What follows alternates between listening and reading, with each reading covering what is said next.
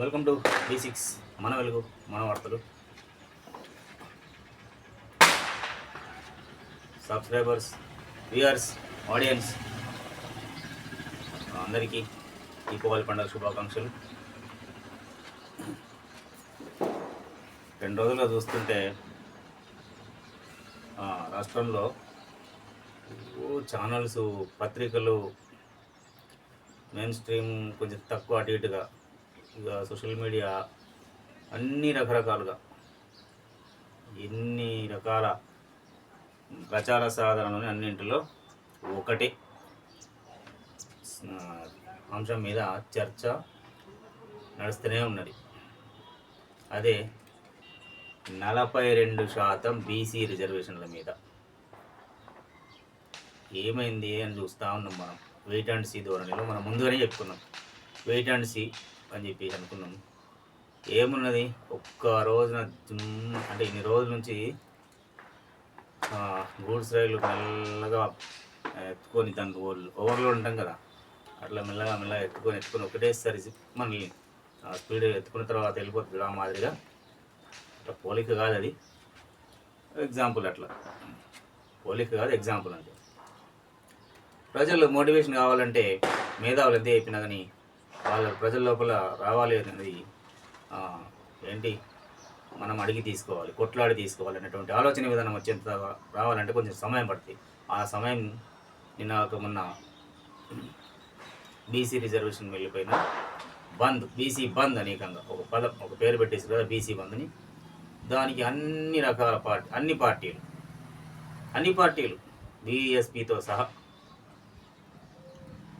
అన్ని రాజకీయ పార్టీలు మద్దతు ఇచ్చిండ్రు. అది బంద్ సంపూర్ణం అన్నారు.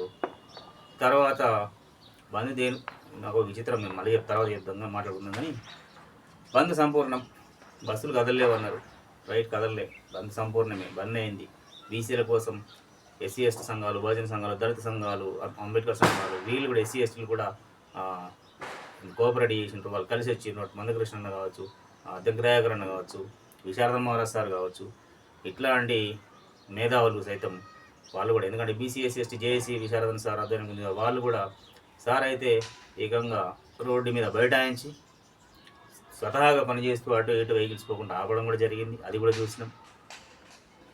సార్ ముందుగానే చెప్పిండు, థియరీగా ఒక ట్రాన్స్పరెన్సీగా వెళితే తప్ప ఇది సాధించుకోలేమని విశారదన్ సార్ చెప్తూనే ఉన్నాడు.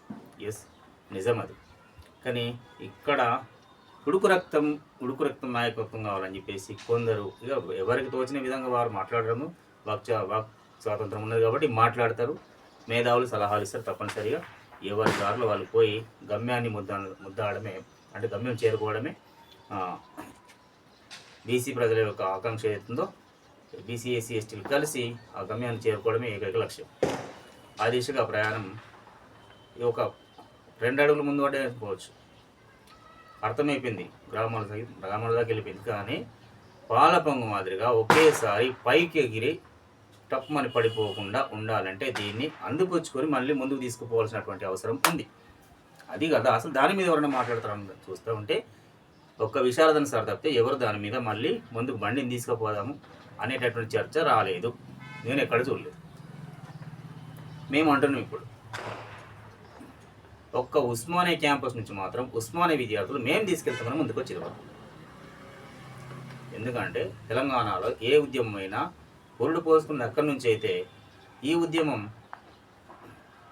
వాళ్ళు టేక్ ఓవర్ చేసి ఇప్పుడు మేము నడిపిస్తామని చెప్పేసి వాళ్ళు అంటారు. చూడు, ఇప్పుడు సక్సెస్ అయ్యింది. ఇది కదా. అంటే ఓయూ క్యాంపస్ అంటేనే ఉద్యమాలు పెట్టినది. ఈ తెలంగాణ ఎన్నికల మొదలు ఆ నుంచి మొదలైంది. గమ్యం చేరుకున్న తర్వాత మళ్ళీ ఏం జరిగింది అందరూ పోతున్న సంగతి డెప్త్గా అవసరం లేదు. సో కానీ ఇది చెప్పడం కోసం, ఒక మాట మాట్లాడడం కోసం మేము ఎంతసేపు మాట్లాడినాం. ఇప్పుడు ఈ తెలంగాణ 42% రిజర్వేషన్కి లేదు. ఇది కేవలం స్థానిక, అందరూ అనుకుంటారు గ్రామాలలో, ఈ స్థానిక సంస్థలలో మట్టుకు ఇది పరిమితం కాకూడదు. ఇక్కడ విద్యా ఉద్యోగాలతో పాటు స్థానిక సంస్థలు, సర్పంచులు, ఎంపీటీసీలు, జడ్పీటీసీలు, ఎంపీపీలు అయినంత మాత్రాన్ని ఏం ఒరిగేది ఏముండదు. చట్టసభల్లో అంటే అసెంబ్లీలలో, పార్లమెంటులో అక్కడ కావాలి బీసీలకు రిజర్వేషన్. ఏంది, సీట్లలో, ఎమ్మెల్యే సీట్లలో, ఎంపీ సీట్లలో కావాలి. చట్టం చేసే దగ్గర ఉంటే కదా అసలైంది మనం అందరికీ చేసుకోగలుగుతాము. చట్టం చేసే దగ్గర లేనప్పుడు మీరేం ఎంతమంది జెడ్పీటీసీలు, ఎంపీటీసీలు, ఎంపీపీలు అయినా ఏం లాభం లేదు. కాకపోతే ఇక బలం పెంచుకున్నామని చూపెట్టుకోవడానికి పనిచేస్తుంది.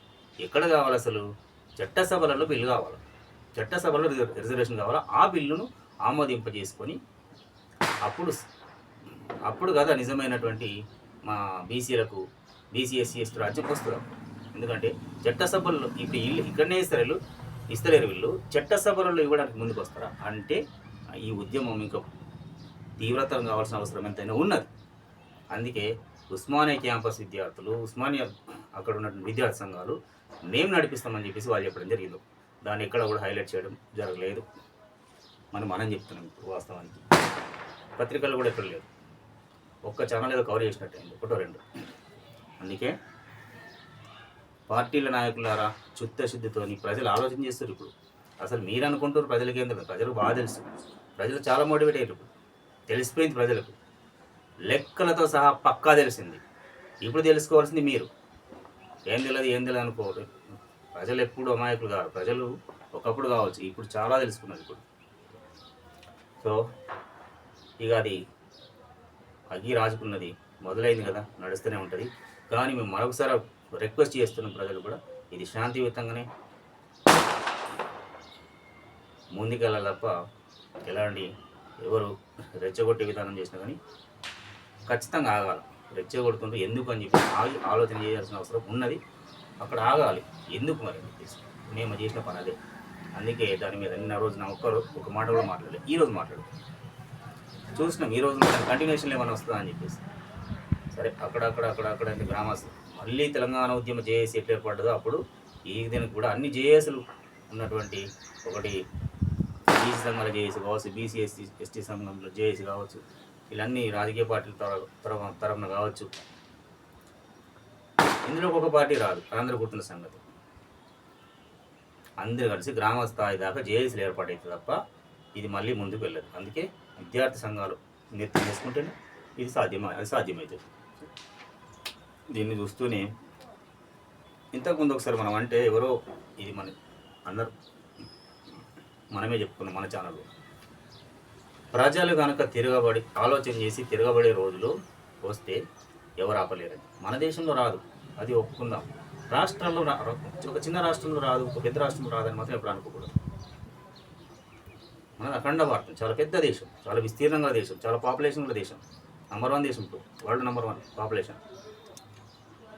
కానీ అసంతృప్తి పెళ్ళు బిగినప్పుడు ఖచ్చితంగా ఏదైనా జరిగే అవకాశాలు ఉంటాయని అమెరికాలో నిరూపితమైంది. మళ్ళీ నేపాల్లో మొన్న, అంతకుముందు బంగ్లాదేశ్, అంతకుముందు అక్కడెక్కడ 3 దేశాల్లో జరిగింది కదా. అటు తర్వాత ఇప్పుడు ఏకంగా అమెరికాలో. ఈరోజు పత్రికల్లో వెళ్తే వెలుగు ఇగో మాకు ఈ ట్రంప్ వద్దు, ఏం చేస్తున్నాయన రోజుకో పూటకు మాట మాట్లాడింది కదా. నాకు భారతదేశం మంచి మిత్రదేశమే, మోడీ గారు నాకు మంచి మిత్రుడు అనుకుంటేనే మనల్ని ఏం చేయాలో నాకు చేసింది. కానీ మనం ఎన్నడో అన్నాం, నీకు ఎన్నడో కడుతుంది భయ అన్నాం, ఎన్నడో తగులుతుంది నీకు దెబ్బ అన్నాం. ఇగో ఈ రోజు నిన్నటి రోజున పడ్డది. మన ఛానల్లో ఉన్న వీడియోలు లింక్ ఓపెన్ చేసి చూస్తే తెలుస్తుంది. ఎన్నడో చెప్పినాం మేము. ఈ రోజుకో మాట చెప్తా ఉంటే ప్రజలు ఏ భాష వారైనా సరే, ఏ ప్రాంతంలో ఉన్నా సరే ఖచ్చితంగా తిరగబడే ఆలోచన కనుక వస్తే తిరగబడతారని చెప్పేసి ప్రూవ్ అయింది. మేము చెప్పినాం B6 మనవిలు ఛానల్ ద్వారా అదే ప్రూవ్ అయింది. తిరుగుబాటు మొదలైంది అమెరికాలో కూడా. మా కొద్దీ ట్రంప్ నో కింగ్ అంటూ కథం తొక్కిన అమెరికన్లు. ట్రంప్ పాలన విధానాలపై ప్రజల కన్నెర్ర. దేశమంతటా వీధుల్లో నిరసనలు. టైమ్స్ స్క్రీన్లో 1,00,000 మందికి పైగా ర్యాలీ. మేం అమెరికాను ప్రేమిస్తాం, ట్రంప్ను కాదు అంటూ నినాదాలు. హీట్ అమెరికా ర్యాలీగా పేర్కొన్న రిపబ్లికన్ పార్టీ. తాను రాజును కాదన్న ట్రంప్ కొద్దిసేపటికి కిరీటం పెట్టుకున్న AI వీడియో రిలీజ్. ఇది ఒకటి మంచిగా దొరికింది. AI artificial intelligence. దాని మూలంగా పెద్ద నష్టమే తప్పితే నా లాభం ఏం లేదు. నిరసనకారులపై మలమూత్రాలు వదులుతున్నట్లు క్రియేషన్. ఇదొకటి చెప్తాను. ఆగ్రహం వ్యక్తం చేసిన ప్రజలు. మనం చెప్పినాం కదా, ఇంచుమించు మన వీడియోలలో ఒక 15 రోజులు 20 రోజుల ముందు, అప్పుడు నెల రోజుల ముందు కావచ్చు, ఆ తీసి లెంగ్త్ ఖచ్చితంగా ఇది మనం మాట్లాడింది ఉంటుందండి. నీకు ఎన్నడూ జరుగుతుంది అనుకున్నాం, నిన్నటి రోజున పడ్డది. ప్రజల మీద ఒక పాలకుడు మలమూత్రాలు వదులుతున్నట్టుగా ఆర్టిఫిషియల్ ఇంటెలిజెన్స్తో అటువంటి ఏఐతోని దాన్ని క్రియేట్ చేసి వైరల్ చేస్తే ప్రజలు ఊరుకుంటారు. ఇది ఇంకా రెట్టింపు అయితే తప్ప తగ్గదు. ఇగో అమెరికాలోని కొలరాడో క్యాపిటల్ గ్రౌండ్స్లో ట్రంప్ వ్యతిరేకంగా చేపట్టిన నోకింగ్ నిరసనలో పాల్గొన్న వేలాది అమెరికన్లు, వేలాది కాదు లక్షలాది, అన్ని రాష్ట్రాలు కూడా మొదలైంది, ఒక దగ్గర కాదు. దీనికి కంటిన్యూషన్గా పూర్తిగా నోకింగ్ అంటూ కథం తొక్కిన అమెరికన్లు మాకు వద్ది ట్రంప్. అక్కడనే జరిగింది, ఎక్కడైనా జరగదు అని అనడానికి ఇది చాలా ఎగ్జాంపుల్. చాలామంది మాట్లాడతారు అక్కడ ఇక్కడ రాదు అక్కడ రాదు. ఎక్కడైనా ప్రజల లోపల తిరుగుబాటు మొదలైతే ఎవడు ఆపలేరు. ప్రపంచంలో అగ్రరాజ్యం కదా, అన్ని దేశాలను శాసిస్తాడు కదా, శాసించే దేశం కదా. ఏమైంది ఇప్పుడు పరిస్థితి? అక్కడనే మొదలైంది. అందుకే నేను అని ఎప్పుడు విర్రవీగిన వాడు పతనం అక్కడే మొదలవుతుంది. నేను అని విర్రవీగితే అక్కడ పతనం ఖచ్చితంగా మొదలవుతుంది. అదే ఇక్కడ మొదటి స్టెప్ పడింది.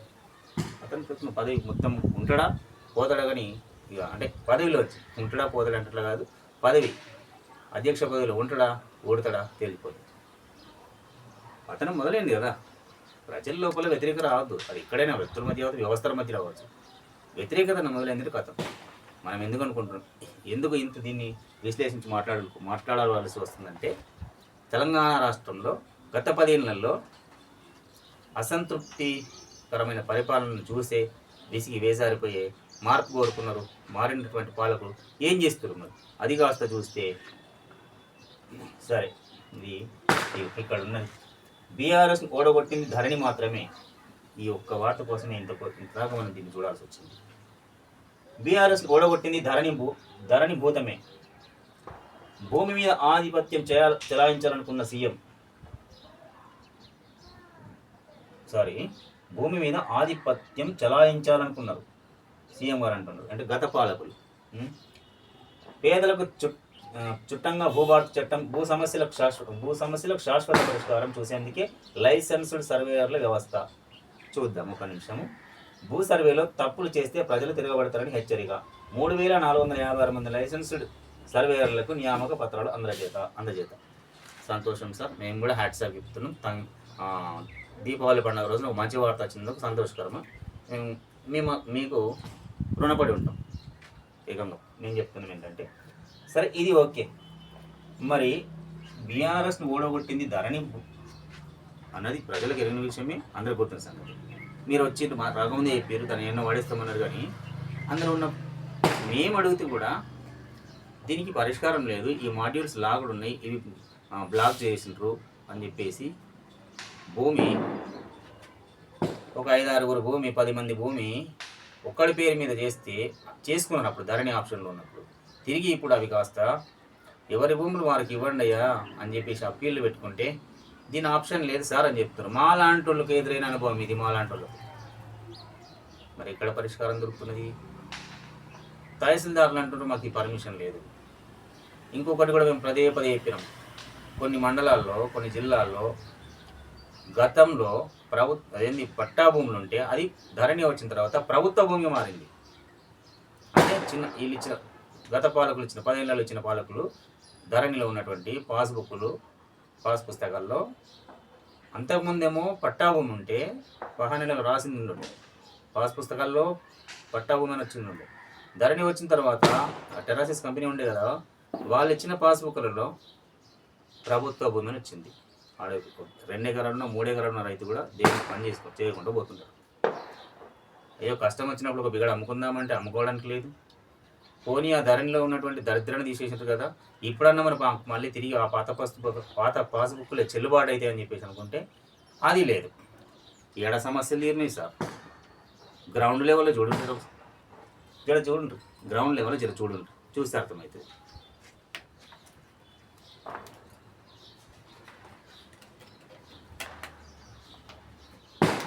ఇది మేము చెప్తున్నది ప్రాక్టికల్గా మేము పోయినాం కాబట్టి అంటాం. ఎదురైంది కూడా మాకే. మరి ఈ సమస్య ఎదురైంది కూడా మాకే. ఇప్పటికి ఉన్నాయి మా దగ్గర. నేను చాలా సందర్భాలు అన్నా కానీ చూపిస్తాం. అవేంటి ఎవిడెన్సెస్.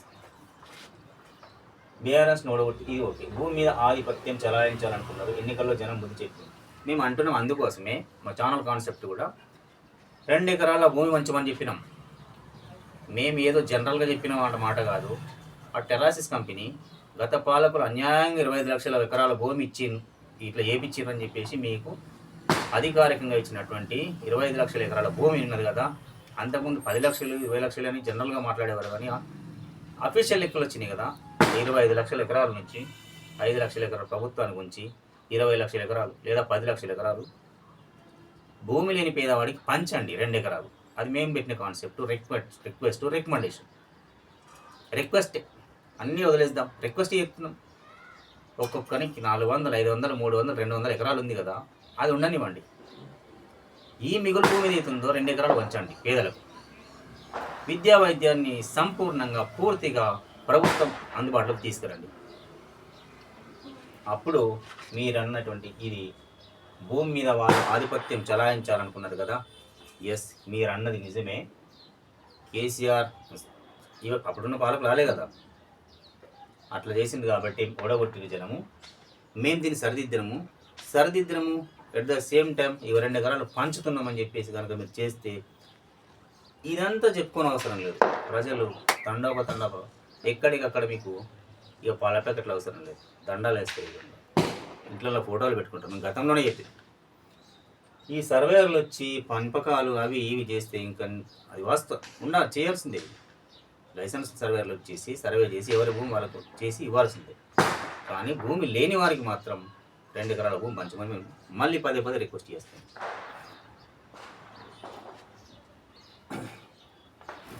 ఇక ఇది చాలా ఇంపార్టెంట్ విషయం కాబట్టి అంత పెద్దగా పత్రికలో సాక్షిలో కూడా అదే ఉంది.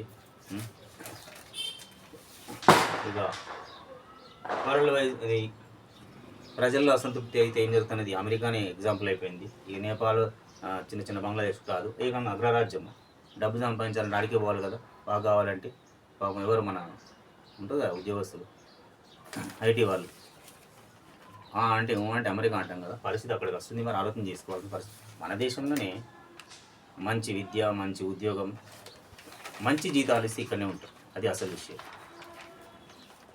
చదువుకు తగ్గటువంటి విలువ డబ్బు ఇక్కడే ఉంటే ఎవరు దేశం దాటిపోరు. ఇక విద్య సర్కారీ స్కూళ్ళని ఖచ్చితంగా ఉండాలి. మేమేమన్నా కొంతమందిని తీసి ఒక స్కూల్ నుంచి ఇంకో స్కూల్కు, అంటే గవర్నమెంట్ స్కూల్ నుంచి వేరే స్కూల్కు, అక్కడ ఆ స్కూల్లో ఇక రికార్డుతో సహా మనము ఆ జిల్లాలో ఉన్నటువంటి అధికారికి చెప్పాల్సిన అవసరం ఉంది. ఇక లైవ్ ఇక్కడ ఎందుకని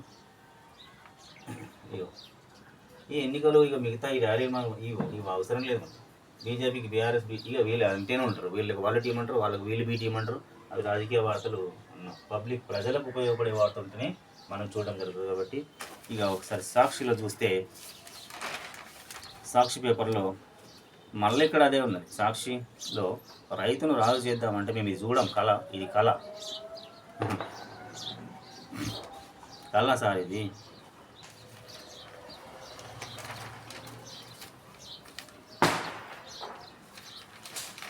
ఇంచుమించుగా సాక్షులు కూడా అవే వాడుతూ కొంచెం హెడ్లైన్స్ తిప్పి రాస్తూ అటు ఇటుగా ఉంటాయి. మనం మన ఆర్టీఐ చెక్ పోస్టుల మీద దాడులు, డబ్బులు దొరకడం అదంతా మళ్ళీ తిరిగి యథావిధిగా కొనసాగుతూనే ఉంటుంది. ఓపెన్ కలెక్షన్ అని కామారెడ్డి జిల్లా అన్నమాట. అది ఆర్టీఐ చెక్ పోస్టులు ఏర్పాటు చేసిన ఇంత ఉందిలే. ఇంకా ఎంత చూసినా వాళ్ళ మీద దాడులు జరుగుతూనే ఉంటాయి, తిరిగి వాళ్ళు వస్తూనే ఉంటాయి.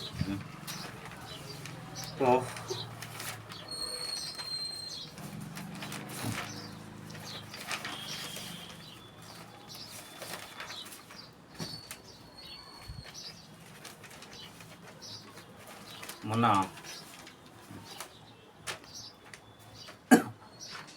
ఇక సీజ్ ఫైర్ ఎక్కడిది పాకిస్తాన్ ఆఫ్ఘనిస్తాన్ మధ్యన సీజ్ ఫైర్ ఏర్పడ్డది. అంటే కాల్పుల విరమణ ఒప్పందము అది జరుగుతున్నది. ఇక బాడీ బిల్డింగ్ కోసం ప్రాణాంతక ఇంజక్షన్లు అంటే ఎందుకు పోయే కాలమా? ఎట్లాగున్నా కల్తీ ఫుడ్ తింటాం అందరం, మనతో సహా అన్ని కల్తీ ఉన్నాయి. ఏదేం పెద్ద ఒరిజినాలిటీ ఏం లేదు కదా. తనిఖీ అధికారులు ఎక్కడ నిద్రపోతారు, ఎక్కడ ఉంటే చేస్తలేరా అంటే చేస్తారు, నిమిత్తం మాత్రం, నామమాత్రం. మళ్ళీ దానికి తోడు ఇంకా బాడీ బిల్డింగ్ కోసం చేసే ఎక్సర్సైజ్కి మళ్ళీ ఇంజక్షన్లు అంటారు. ఎందుకు అలీ గారు పాపం మన సింగర్ నటుడు అలీ గారు ఏదో సినిమాలో గాలి అన్ని బుగ్గలు కట్టుకుని దానికి పెట్టుకుంటాడు. అట్లున్నది ఈ కథ పరిస్థితి. ఎందుకు ఆ ఇంజక్షన్ వాడకపోగానే మళ్ళీ అదే పరిస్థితి మళ్ళీ మొదటికి వస్తుంది కదా. సరే, ఇది ఈరోజు ఉన్నటువంటి పత్రికల్లో ఇంపార్టెంట్ వార్తలు.